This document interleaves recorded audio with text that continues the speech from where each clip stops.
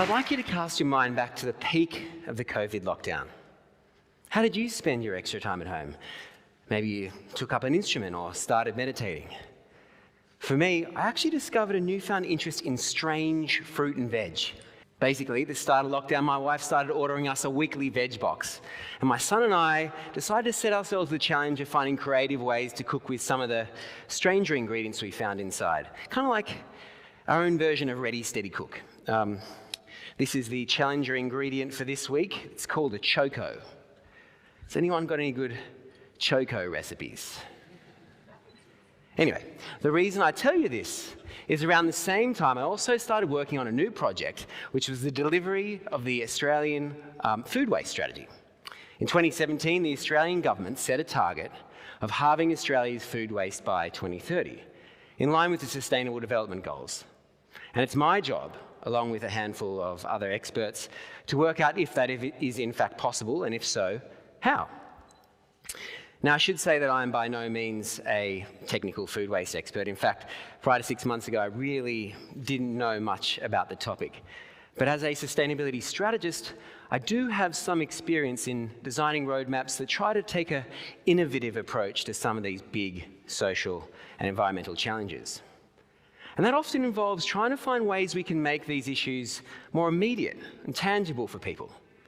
How do we make them things that people can smell, touch, and taste? And it's in this respect that I think food waste is totally unique. So I'd like to tell you a little bit about why I've become so captivated by food waste, and why I think my newfound interest in strange fruit and veg, and more broadly our changing relationship with food, could be a vital weapon in fighting the climate crisis. First, let's take a look at the global food waste problem. The first thing you need to know is 1/3 of all food produced for human consumption is lost or wasted. That's a big deal because we put a lot of effort and resources into the food that we grow. A good way to contextualize this is to think of food waste as a country. If food waste was a country, it'd consume 20% of all water used by humans. It'd be the world's 3rd largest emitter after China and the USA, contributing about 8% of global emissions. And that's because when we throw food into landfill, it rots, creates methane, which is a greenhouse gas roughly 25 times worse than carbon dioxide. And it also uses an area of cropland roughly the size of China. That's a huge amount of land. Let's see what we're uncovering about the issue right now here in Australia. In 2019, Australia generated approximately 8.5 million tonnes of food waste. Here's where it occurs in our food waste system. We can see some's happening in production, some in manufacturing, a little bit in hospitality, but by far the biggest contributor, making up 37% of the total, is households. Now, if we break that number down, that's 126 kilograms of household food waste per person per year. Another way to think of that is 1 in 5 bags of groceries that we bring home go straight in the bin. And of course, the environmental impacts are only part of the story. The average Australian household will throw away $3,000 worth of food waste a year. To put that in context, if we were to implement all the basic energy efficiency behaviours, turning off lights, smart air conditioning, we might save around $1,000 to $2,000. So if you're looking to save cash, you're much better off monitoring the fridge than you are monitoring the lights. And of course, the real tragedy is what we could have done with the food that we wasted. Just this week, Food Bank released a bunch of data which said that 3 in Australians are currently experiencing food insecurity right now. Globally, 2 billion people have experienced or are experiencing some level of food insecurity on a regular basis. It'd only take 1/3 of the food that we waste globally to feed those 2 billion and eradicate world hunger. And of course, the most frustrating thing about this whole problem is how solvable it is. We're not waiting on some miracle technology solution. Solving this issue won't require a restructure of our whole economic system. We have all the tools right at our fingertips. So you can see, as a strategist trying to find effective and measurable ways to solve the climate crisis, this issue ticks all the boxes. Yes, the problem is great. 1/3 of our food is wasted. 2 billion of us are hungry. And the food that we do waste is warming our planet. but the potential is equally as great. If we can solve this issue, we'll save ourselves resources and money, we'll reduce key barriers to inequality, and we have all the tools right at our fingertips. So that brings us back to the question of how. How do we halve Australia's food waste by 2030? And that is a great question. Unfortunately, I don't have the answer for you just yet. But what is clear is the single biggest culprit, the single biggest hotspot in this whole issue is not the retailers, it's not the producers, it's you and it's me. Ultimately, this issue comes down to the value that you and I place on the resources that we're given. And that doesn't mean how much, for example, we value this choco that we might have bought for a couple of dollars. It's about what sits behind it. It's about how much we value the farmland that was cleared to farm it. It was how much we value the water, the nutrients, and the sunlight used to grow it. The toil of the individual used to harvest it, pack it, and get it to us. It's our value that we place on all this and our willingness to throw it all away. In fact, this issue is not about waste at all. It's about value. So, this means that if we're going to have any chance at halving Australia's food waste, we've got to tackle the one thing that all sustainability strategists try and avoid, and that's behaviour change. It's because changing people's behaviour is difficult. Of course, we could employ traditional tactics like awareness and education campaigns to try and nudge people's behaviour in the right direction. For example, I could spend the next 6 minutes up here reeling off the top 10 things you can do at home to reduce your household food waste. But we know from experience the effectiveness of that sort of approach is limited at best.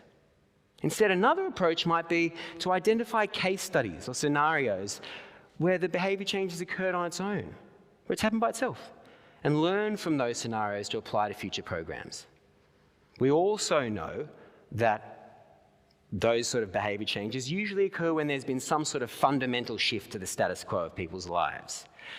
If only we had such a case study to learn from, some sort of fundamental shift that impacted everyone on the planet seemingly overnight. Enter COVID-19. Now, before I go into what the studies are telling us, I'd like you to again reflect on your behaviours during this time, particularly your relationship with food. Let's see if that's echoed in what the studies are telling us. We can broadly classify the behaviours that we saw into 3 categories. The first thing we saw during the pandemic was an increase in prevalence in what was called apocalypse pantry behaviours. Now, of course, we all remember scenes like this. And whether you took part in that hoarding behaviour or not, what is clear is pretty much all of us probably bought more food during that period than we usually would. But what's important is that we manage that food more strategically. UK food agency WRAP conducted a survey of food management behaviours during this time. And they found a whole range of behaviours that we weren't demonstrating before the pandemic. Just under half of the people said that they were checking their fridges and their cupboards more before going shopping. Over a third said they were more strategic about how they managed the food in their fridge and their cupboards. We were writing lists more. We were batch cooking more. We were freezing our food more. In short, overnight, we were basically showing all the behaviours that various food waste campaigns have been trying to make us do for years. The second grouping of behaviours that we saw was that we started to find new methods of sourcing our food. The best example of this, of course, was the massive shift online. Australia's major supermarkets saw a 189% increase in online traffic during the pandemic. And anyone who shops online regularly will know that it's a totally different sort of experience. The very nature of the interface means that we tend to buy for meals rather than for food. And that, of course, means that we avoid that extra packet of biscuits that just somehow ends up in our shopping basket as we check out. How'd that get there? We also started buying from different retailers. McKinsey found that 30 to 50% of customers shifted their primary stores. I asked my veg box guy this. He said his business literally doubled overnight. And we saw similar increases in traffic in corner stores and farmers markets. And that meant we were also more concerned about where our food came from, wanting to secure a more local and direct source of food. And the final grouping of behaviours that we saw is that we started to enjoy our food more. Obviously, a lot of us were cooking more at home, but like me, About a third of us started using cooking for the first time as a creative outlet. We were trying new ingredients, we were using new recipes. In fact, Nielsen found a 71% increase in the amount of time people were spending on food and cooking websites. We were also using food as a means of social connection. Just as I use food to connect with my child, 1 in 5 households with kids started teaching them how to cook, cooking with them more. 15% of us started preparing food for our families and friends and neighbours when we couldn't be there in person. So in short, food became a bigger part of our lives, shifted from something that we used to nourish us to something that we used to bring us joy, something that brought us together at times when we were being pulled apart. Now, there are obviously many situational factors that could have caused our changing relationship with food. Maybe we wanted to make it last longer, didn't want to go to the store as often. Maybe it was a survival instinct to secure a more consistent supply of food. Or maybe, just maybe, consciously or unconsciously, we started valuing food more because it provided us that vital connection to the natural world that we're missing so much. Maybe food became the one tool that enabled us to enjoy those ecosystem services that felt that much further out of reach. Just a thought. So, what's been the impact of all these observed behaviour changes on the volume of household food waste? Well, the self-reported data is pretty clear. 57% of Australians said that they wasted less food or significantly less food during COVID, and that's supported by similar surveys we're seeing all around the world. But I think the more important question is, what does it tell us about how we reduced food waste moving forward? Now, obviously, in the long term, there are clearly some learnings that we can take to our roadmap of halving Australia's food waste. But it also highlights a more immediate opportunity that's relevant for all of us. There's been a lot of discussion around how COVID could be an opportunity for us to rebuild better. A springboard for our green recovery that'll tackle the climate crisis head on. And the jury's still out on that. But what is clear is just as COVID's taught us that it is possible for us to go without flying around the world multiple times a year, just as it's taught us that it is possible for many of us to work productively at home without, for example, commuting to work by car, it's also taught us that it is possible to change our relationship with food so we love it more and we waste it less. It's also taught us that it is possible for us to interrogate where our food came from, who produced it, and in doing so, more greatly appreciate everything that went into it. And finally, I think most importantly, COVID's highlighted the massive potential of food in deepening our collective connection to the natural world.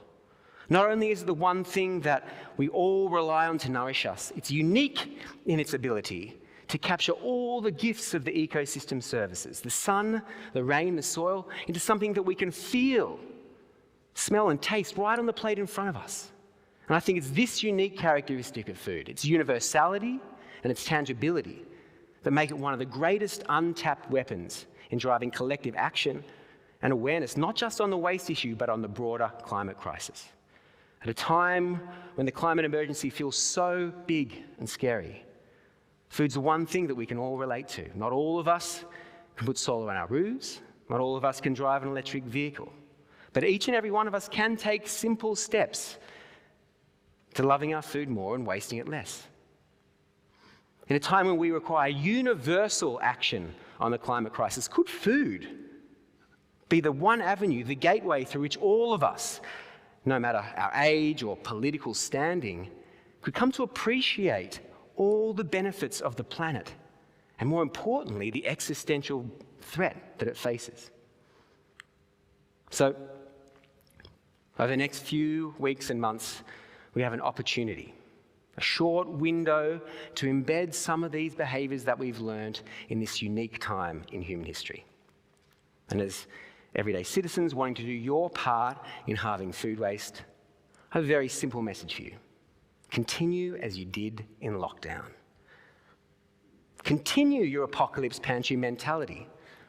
Cherish your food for the valuable resource that it is. Make it last as long as you can. Continue to source different ways of getting your food. Understand where it came from. how it was produced, and more importantly, continue to enjoy your food. Get excited about it. Embrace your newfound interest in weird veg, because if we can love our food, not only will we waste it less, we'll more greatly appreciate all the natural ecosystem services that went into it. And if we can do that, I think we can go a long way in transforming food from being a contributor to the climate crisis to being one of the most effective and powerful ways that we can give climate change the old. Thanks.